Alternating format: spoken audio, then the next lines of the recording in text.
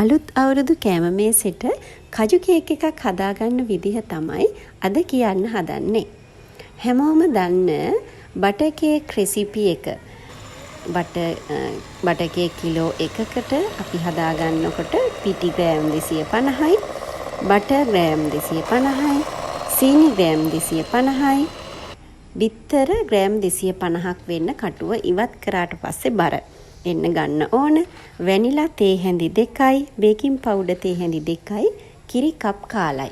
මේ විදිහට හදාගත්ත කේක් බැටර් එක කේක් තැටියට දාගත්තට පස්සේ ඊට උඩින් oven එකේ හෝ නැත්නම් පෑන් එකේ ෆ්‍රයි කරගත්ත කජු මේ විදිහට අතුර ගන්න ඕන බැටර් එක උඩින්.